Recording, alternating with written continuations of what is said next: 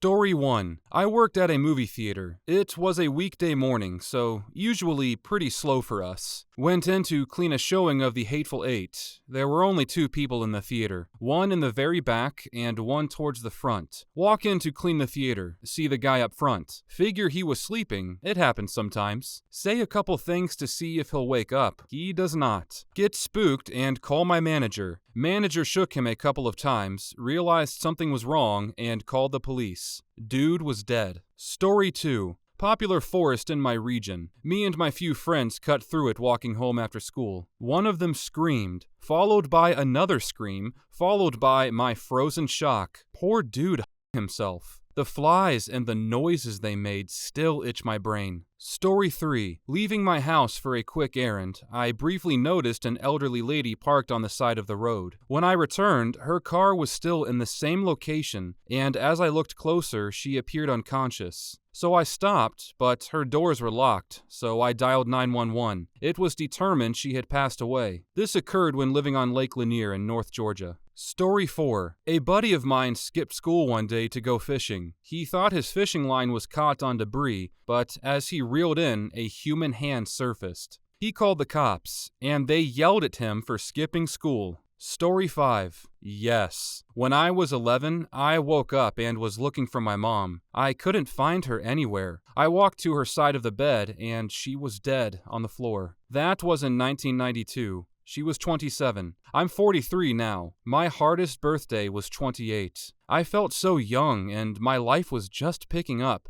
And just imagine all the stuff she missed. I had a friend who called me around midnight when I was 15. I had a very lax childhood, so both me and my mom were awake. But she wasn't exactly happy about my friends calling late at night. She chewed me out before I picked up the phone, so I picked up the phone and yelled at him because obviously I was upset that I had just been yelled at. He had just found his mom dead. He called me after 911 because he didn't know who else to talk to or how to process the situation. And the first thing I said was, "Why the hell are you calling me this late?" I will never not feel like the biggest pile of human garbage for that. I'm sorry for your loss. No one should have to find their parents like that, especially at such a young age. I hope you had a better support system than I was. Story 6. I was at a family reunion forever ago. On my 13th birthday, Papa and I woke up early to go fishing on the big lake right next to the campsite. We get in my uncle's bass boat and start making our way out to find a spot.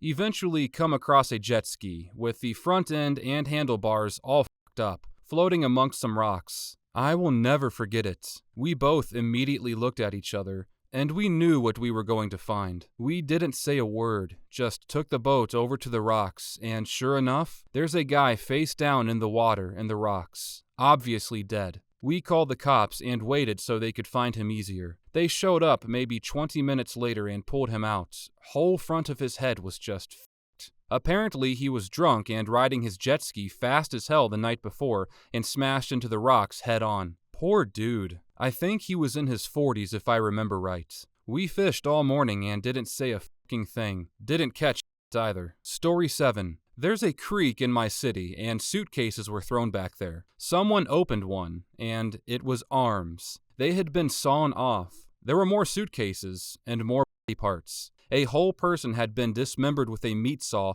and stuffed in suitcases and then thrown back there. Someone in the apartments nearby overdosed on heroin. Her boyfriend panicked when she overdosed. He used to be a butcher, so he chopped her up and disposed of her. He got caught because the store near the apartment had excellent cameras, and the owner reported a strange purchase right before the news of the body being found. This dude bought 8 gallons of bleach, and that's ultimately how he got caught. Story 8. Playing in the woods hide and seek. I was running after my cousin, and I tripped and ate shit over what I thought was a rock. Turned over to get my shoe unstuck and saw it was something white, and I pulled my shoe out. I got up and saw it was actually a pelvis. I didn't know what the bone was named at the time, but I knew what a bone was. And I screamed, and my older cousins came running out from their spots to see me crying and trying to get away from the freaking skeleton sitting in the dirt. and we went and told my parents. We were pretty deep in the woods, so one of us stayed nearby it, and another one of us waited at about 50 feet away, but to where we could still see each other, and basically made a trail of human breadcrumbs to make sure we got back to the body to show the cops. Story 9. I drove past an elderly lady sitting on her walker at the side of the road.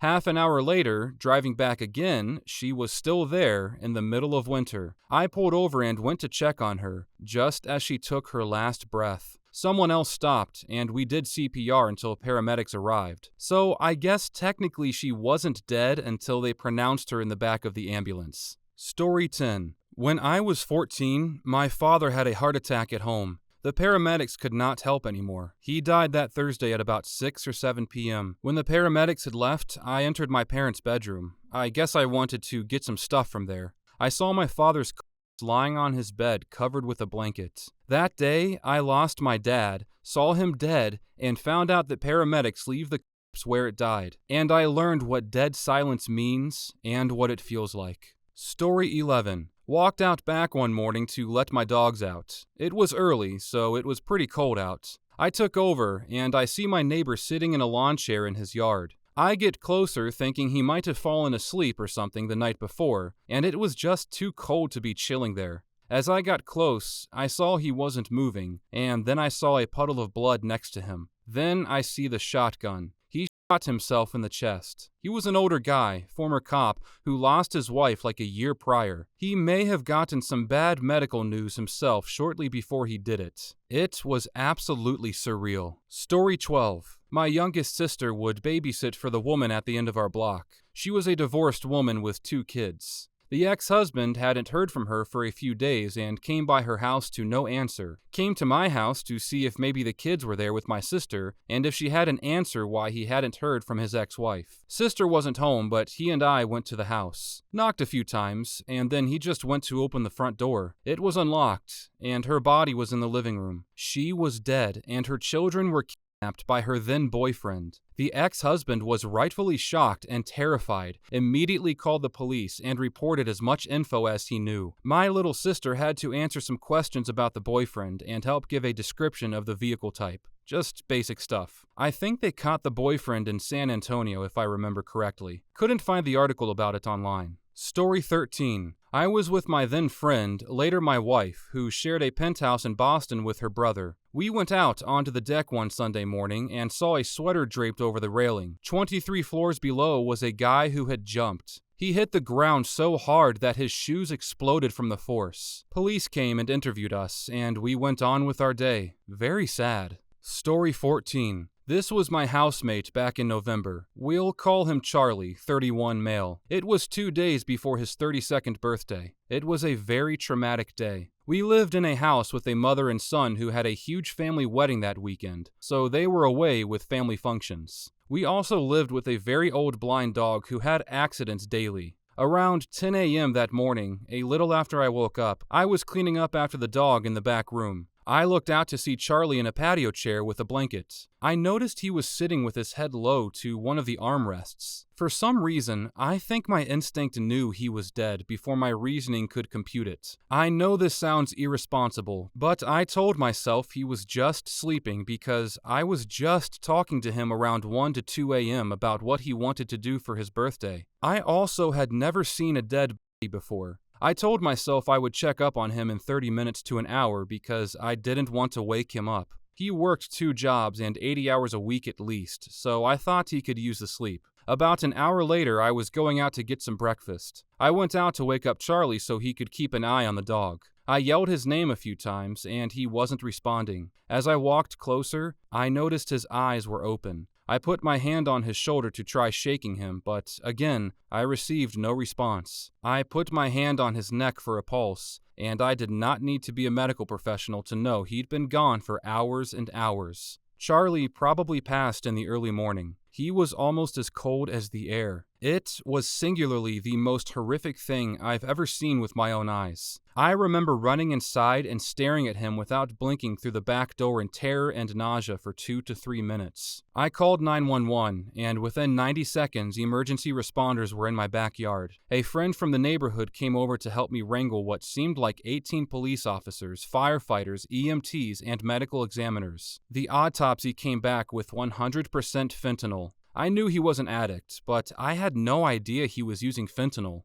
I believe I am also the last person to see him alive and speak to him face to face. It was hard to eat for about a good 2 to 3 weeks after that. Story 15. I drove my daughter up a side road on the outskirts of town to take her to her part-time job. Weather was sunny and clear. I dropped her off, and not 2 minutes later going back home, all traffic was now stopped. There were only 3 cars stopped in front of me, and I could clearly see a handsome blonde boy, early 20s, lying across the road next to his motorcycle lying on the ground. He was just eerily still, and you could tell he wasn't waking up. I did not see a helmet either. News later said he was hit by a truck. He must have been just seconds behind us when we were on the way to my daughter's work. He was pronounced dead at the scene. I didn't know him, but I think about him sometimes. Such a shame to die so young. There's a roadside shrine to him now that we see every time we drive to my daughter's work. It's sad. Story 16. I was driving my scooter home through an Amsterdam neighborhood. I heard a bang and saw a guy dressed in leathers and a helmet run across the street and get on his motorbike, speeding off. When I looked where he ran from, there was a body on the street, face down in a puddle of blood. Another one. I was gliding on a hot summer day at a busy but small airfield. Thunderclouds appeared, so time to pack up. I was assisting at the winch truck, which was there to launch the gliders. Winch operator got nervous having a few hundred meters of steel cable on a drogue chute in the air, a lightning rod, and cut it with a hydraulic knife. So far so good. We continued wrapping up, and I decided to pick up the steel cable from the middle of the airfield. Grabbed a car, radioed the tower my intentions, and proceeded. I found the cable pretty much in the middle of the very flat field. It had already started to rain. I got out of the car standing on the wet grass, holding the very long steel cable, trying to hook it into the car. I managed to do so, but then there was a loud bang at the edge of the field near the static line and hangars. At first, I thought it was a plane engine malfunction or something like that. I saw people rushing toward a smoking mass. I still thought it was an engine. I drove towards it, thinking I could help. While I got closer, I noticed it smelled weird. Hair at the back of my neck raised, but still not realizing, I got closer. I saw a single jump boot on the ground, ripped to shreds. I looked over at the other people there and realized they were performing CPR on the smoking mass. A parajumper got hit by lightning. Instant, crispy death. Then I realized where I was the moment it happened and how lightning apparently does not always choose the shortest distance to the ground. I chose to stay inside for quite a while during subsequent thunderstorms. I will refrain from sharing the war stories from former Yugoslavia. Story 17. I was renting a room off one of the regulars in the pub I was running. He wasn't old, mid-50s I think, but he wasn't well and wasn't sure what was up with him. Poor bloke ended up having to give up his job, so I suppose renting the room was good for him as he had some income. Anyway, I went out of town for a weekend to go and stay with my wife, girlfriend at the time. I left Friday morning, said bye to my landlord, and came back Sunday evening. I stopped off at work first to check they'd been alright without me for the weekend, and had a beer before leaving and going home. This was about 10 p.m., probably 10:20 when I got done walking home. I got in and found my LL on the steps, assuming he'd passed out from having a few drinks, which wasn't unusual. I'd stumbled upon him passing out more than once. I tried to shake him awake and was going to help him into bed, but he wouldn't wake up, so I checked his pulse and realized he was dead. I panicked, and a mutual friend, crying down the phone, said that he was dead. She and her partner, another friend of mine, rushed over about 5 minutes later, and they checked his pulse. We rang 999, and they told us to get him off the steps and try chest compressions. But we argued that he was already gone. He had rigor mortis. His hand was gripped on the staircase spindle. But they kept insisting we try, so my friend got him down and tried resuscitation, to no effect. The police turned up shortly after, and we gave details. And I was put in the back of a police car while we waited for SOCO. My friends were told to go home. Now, me and the landlord were both messy people, and it looked like there was a scuffle at the top of the stairs, and he'd been pushed and broke his neck. The mess at the top of the stairs was actually just him stumbling over drunk one night, and neither of us tidied up.